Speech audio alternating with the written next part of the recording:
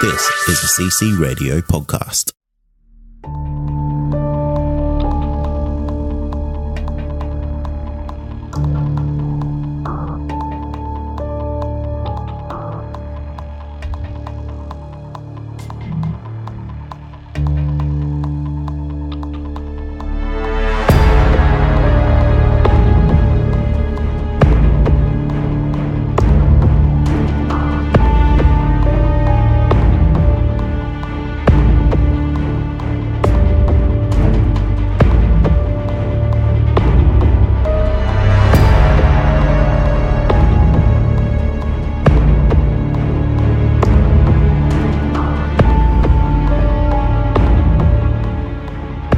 Welcome to the show, everyone. You are listening to Believe, Australian Paranormal and UFO Radio. My name is Cade Moyer, and thanks for tuning in. If you've had an encounter, get in touch with me. My email address is believe@ccradio.com.au, or you can message me on Facebook at facebook.com/Believe UFO Radio. If you enjoy this episode, there are a few things you can do to help the show. Firstly, you can go to iTunes and leave us a 5-star rating and review. Or you can share the show around social media with your friends and family, and that would help us grow. Thanks for joining me tonight. I have a really great episode lined up for you. On this episode, we have Ryan joining us, and he's had multiple UFO encounters near the base of the Blue Mountains in the Sydney region. He also grew up in a haunted house and has had multiple experiences with paranormal entities.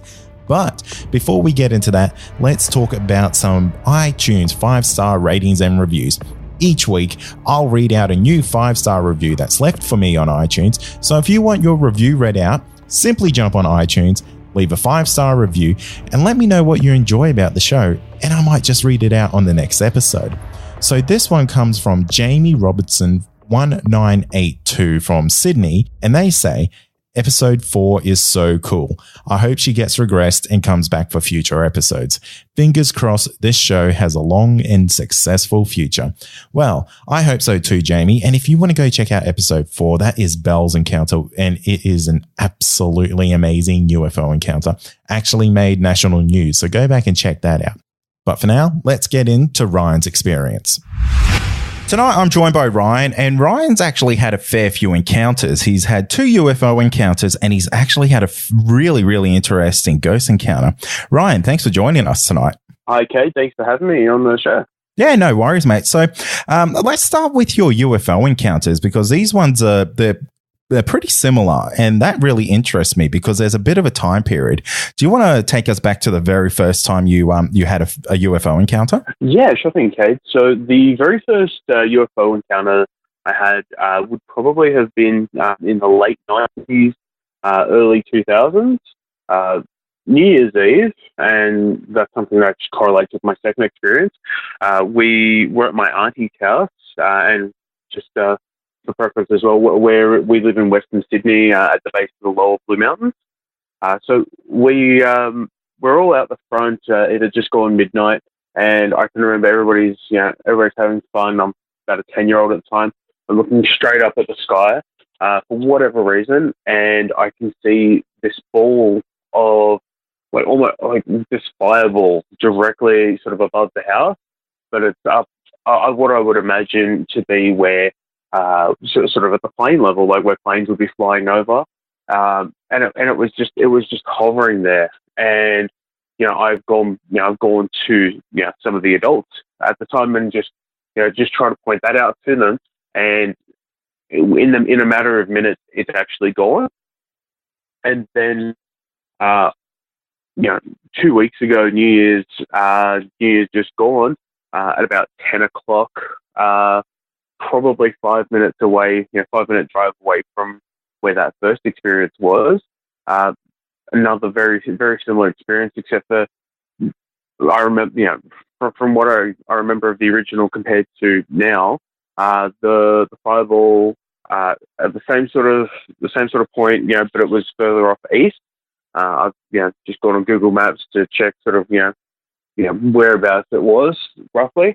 So it was east of sort of my house. I walked out the front, and with a friend of mine, we were about to do a McDonald's run. And we've had a look up. We can see that, and we've run up to the big hill across from my house, and we're watching it, and it's there, and then it's just moved off, and it was really creepy. We sort of got in the car and drove down where we normally would, but we couldn't see anything. After that, it was just basically gone. Okay. So with your first UFO encounter, did any of the other adults get a chance to witness what you saw? I think a couple of them might have. I know a couple of my cousins were there, and they saw exactly what I saw, because I was with them. But I don't think a great deal of them did. But I'm sure a couple of them at least saw that. So probably my dad and one of my uncles, for example, probably saw it. Yeah, okay. And when you saw it, you described it as kind of like a fireball in the sky. Now, was there any heat, or did you notice there was any difference in the atmospheric conditions, anything like that? Not really sort of any differences like that, no. It was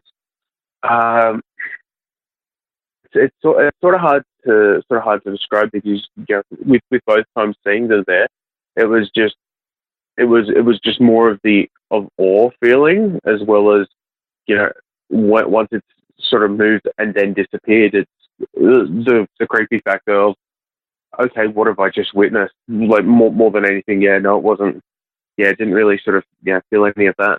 Yeah, no, that's fair enough. And when you saw it just this New Year's passing with your friends, was there anything different in the situation there, or was it pretty much the same as the one that you encountered back in the 90s?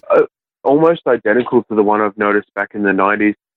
The only exception that I can sort of see myself, and whether or not this is because it's been almost over 15 years since the first encounter, would be that it had more of a pink tinge to it, as opposed to sort of a sort of what I remember is like a red orange fireball in the sky, if that makes sense. It had more pink to it. What do you think it was? Do you think it's an actual UFO? Do you think it could have been potentially a drone in this modern age? Maybe not so much back in the 90s there, but do you think there could be anything that could be explained about it, or do you think it might be something from out of this world? Do you have any thoughts on that one? I think what I've more recently seen could be it could be something like a drone. I mean, that's entirely possible. I think with the very first experience, I don't believe that it could be anything but something from out of this world. Just from ways, it was there and sort of moving around and sort of side to side. And then when I've gone to get someone and it's gone, I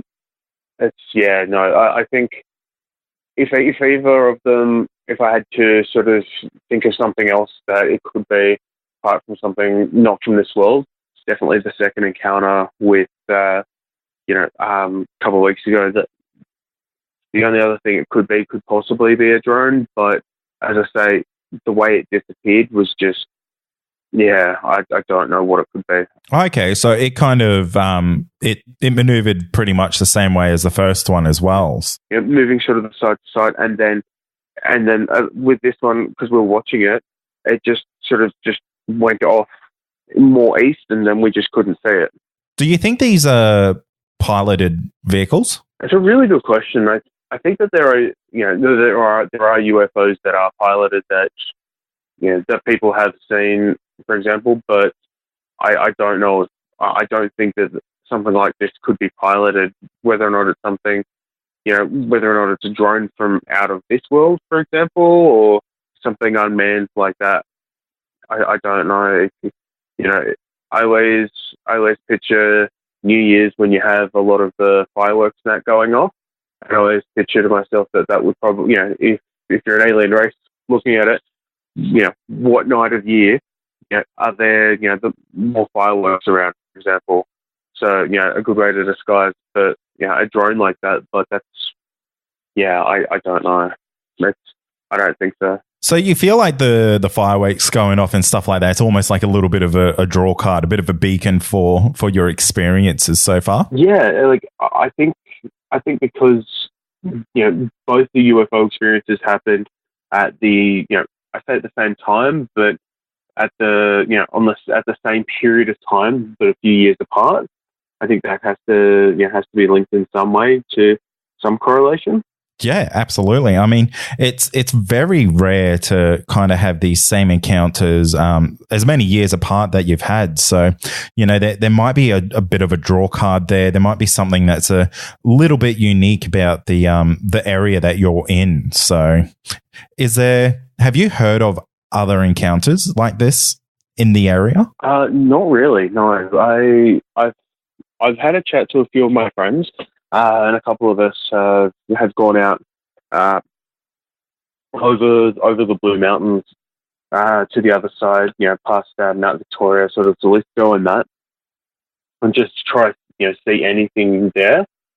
But it's not really, we haven't really seen anything that we would say that's a UFO. But we haven't seen that much. It's at least for me and sort of my close group of friends who I sort of discuss this sort of stuff with. Not really. It's very few and far between. Yeah, right. That's interesting. It sounds like it sounds like you might need to go out every New Year's and just keep an eye on the sky. I think I might have to do that. Yeah. Now, Ryan, or at least get a camera pointed up there. Yeah, exactly. I mean, at least you kind of have a bit of a time period when it's going to happen. You might be the only person prepared enough to get something decent on film, which will be kind of outstanding. Oh, definitely. That's the dream. That's it. Now, mate, I'm really interested in your ghost encounter because we haven't had a ghost encounter on the show yet. So I am absolutely hanging to hear this story. Okay, so, Cade, my parents moved into the family home in, I believe, 1993. My mum's father had passed away long before I was born, and my mum was a bit estranged with something like with her family, and so I believe it was on Christmas. I would have been about, I would say, about 3. Just trying to put the dates in my head. We actually got a phone call from my auntie, and then not 10 minutes later, we got a phone call from my uncle.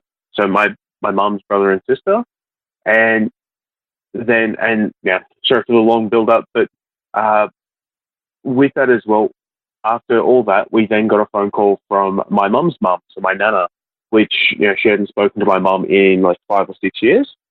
Now, as a kid, my parents had got this train set for me, and this is sort of where it starts off. After the phone call, my mum just apparently said something along the lines of, "Oh, if only Dad was still here and he could, we could say hi to him." And my train set just started up. Now, this is like this, electric train set, and it just starts up and starts moving around. And my parents are looking at it really strange. It keeps doing it throughout the day. So my parents end up taking the batteries out of it, and they think nothing more of it. They go out to have a coffee out in the kitchen, and then all of a sudden, they put me to bed apparently. But this train set has just started up again with no batteries. Oh, wow. My parents are looking, but they're looking at it and going, okay. And my mum's, made a joke, something along the lines of, oh, this must be Mick. So, my pop, as just a bit of a joke. And as soon as she said something like that, this train set actually just stopped. And like this train set doesn't have batteries in it, so it's one of those creepy things. But we still get some really strange things in our house, even to this day. Like on the windowsill in their kitchen, they had a coin just sitting there, and Mum's next door neighbour was over, and they're having a coffee at the table, and then all of a sudden this coin just flips onto the floor, and they're both looking at it. and they've just seen this coin just go on, end on the floor, and they're looking at it. There's, the windows aren't open. There's no cats or anything up there to sort of be there to knock anything down. This coin has just moved about a meter onto the floor. So my parents are just, well, my mum at least was just, okay, this is creepy. And just small things like that over the years that sort of have that build up there. But then one of the most creepy experiences for me there, Kate, is I would have been probably 10 or 11, and I had this remote control car, and it's sort of like a monster face on it. Press the button, and it sort of, it growls and moves forward a little bit, and then, but you can still control it with a remote control. It scared the living daylights out of me at night, if you were to press it. But it was up in on my desk in my room. I've gone to bed, and this thing just starts up, and it scares the hell out of me. I'm not going to lie. And and I'm just like, and I've gone out and I've just said, hey, this is started up, and they're like, oh, it's nothing. Just go to bed. Just bring us the remote control for it, and just go back to bed. So I do that, and then I'm almost asleep, and it starts up again, and I'm like, I've gone out, and was that you guys? And they're like, no, it's just it's still, the controller's still where they put it. And I was like, okay. I then had it happen a third time after they've taken the batteries out. Out of the remote control, it just starts as though somebody's pressed it, and it's doing the moving forward a little bit and making that growling noise. And I, as a kid, I'm freaking out, man, because this is the middle of the night. Bit of a kid that's scared of horror films back then and that sort of thing. I'm freaking out, and I end up going back out, and I'm not going back in there until you get that thing out. So yeah, mate, I don't blame you on that one. They're like, oh, okay. So I think I even had like my godparents over. So they take this thing out to the kitchen, this truck, monster truck thing, and they actually just unscrew it at the bottom, take batteries out. Again, another theme there. You take batteries out, but apparently the spirits like to move them. They then leave it sitting on the bench. They go back to having a drink or having a coffee or whatever it is they're doing. I've gone back to bed, and then I hear them make noises like, what is it doing? And it started up again. So my parents literally just got it, and I hear them go out, and they've just thrown it in the bin, like out in the big garbage bin out the front. They're like, no, we're not dealing with this. Oh wow! So it's we my wife and I actually house sat for them probably about a year and a half, 2 years ago. And my wife's gone to bed just in the spare room. We've got the bed made up, and I'm out in the lounge room, and I'm surfing the internet because I can't get to sleep, and I'm sitting there, and all of a sudden I hear something outside, and I'm like, okay. Like most of the lights are off. I think the lights on in the kitchen, but I hear somebody like walking on their deck area out the front, and I'm sitting in the kitchen, and I'm like, I'm sitting in the lounge room, like right near where that is, and I'm like, okay, this is not creepy or anything. And then all of a sudden their doorbell goes off, but instead of their doorbell going off normally, like sort of a four ding, thing to it, it's just the one ding to it. So instead of like going ding dong ding ding, it's just just the ding. And I'm just sitting there, and I'm like, what the hell? And I'm just sitting there for literally 5 to 10 minutes, and I can't hear anybody. Because before I've heard like footsteps or something walking up, but I've not heard anybody walk away. And I've eventually just creeped up to the other end of the house where you can sort of see the deck area a little bit better. And no one was there. And that's some of the creepy stories about the house I grew up in. Yeah, right. So your parents are still living in the house, are they? Oh yeah, definitely. They've been there coming up 25 years. 25 years this November, actually. Yeah, So, wow, that's a good stint in a haunted house, if you ask me. And have they had any other encounters that they've mentioned to you, or are they kind of just at peace with what's going on now? they still do get every so often, a few little things happen here and there. Like the light will just randomly turn off, or you'll have, just stuff, something will disappear, and they'll be looking for it for maybe, half an hour, an hour, and they'll go back to where they originally started looking, and it will be there. But yeah, that house is just a portal for the weird. Yeah, no, it definitely sounds like it. It sounds like it's a positive haunting if there's such a thing, because there doesn't sound like to be any negativity in what the spirit may be doing in that residence. So it sounds like it's almost a little bit of a trickster. Yeah, well, we sort of believe that it's actually, as I said, my pop, who died, long before I was ever born, when my sister was still very little, and she's about 8 years older than me. So, like, she was very little when Pop, he died.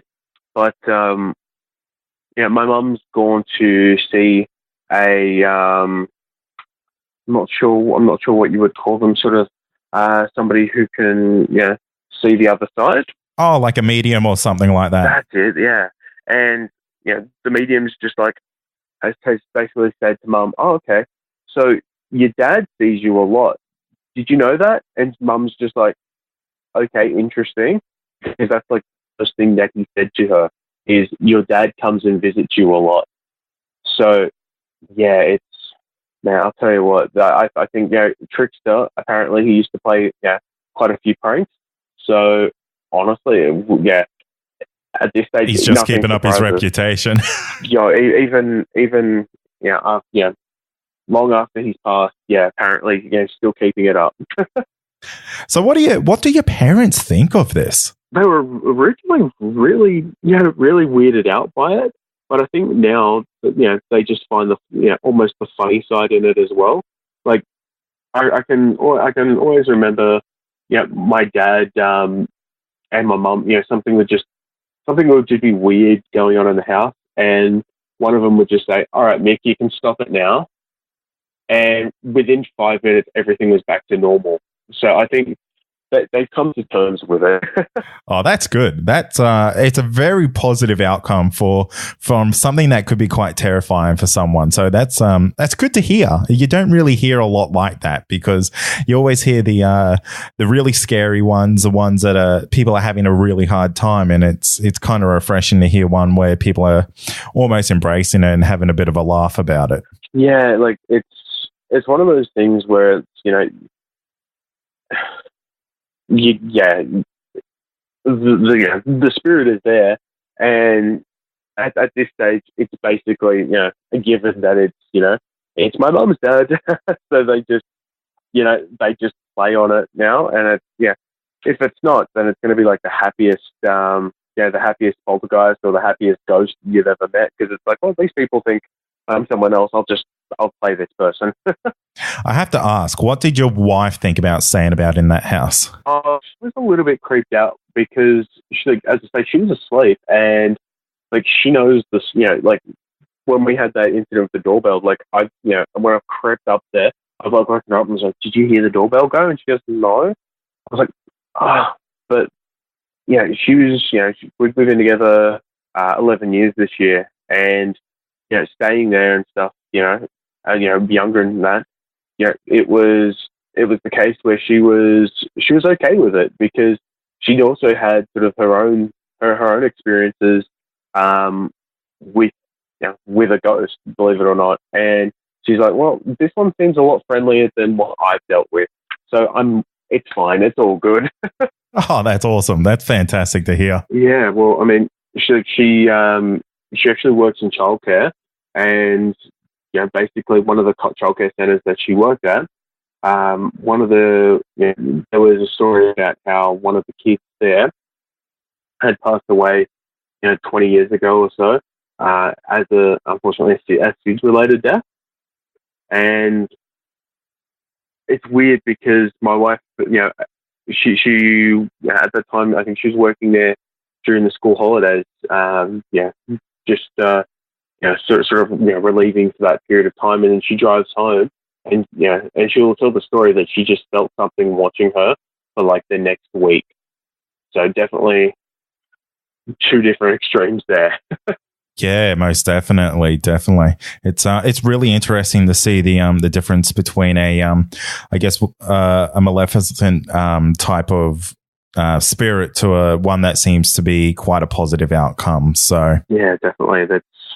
It's crazy how sort of the experiences that you have can affect it. I think I was listening to one of a previous episode where they mentioned how stuff would just move and stuff would happen. It would be a bit creepy, and thankfully, sort of the opposite of that in the fact that it's not as creepy now because we sort of come to live with it. yeah, it's just the norm now.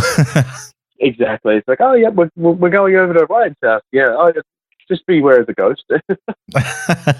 Oh, mate. Well, I want to thank you for coming on the show and sharing that story. I think it's a good fun one. It's something different, something that I haven't really heard before, and I really think the listeners are going to enjoy that little encounter. Well, thank you for having me. I'm happy to sort of share my story, and if I have anything else major happen, I'll be sure to send you an email and let you know.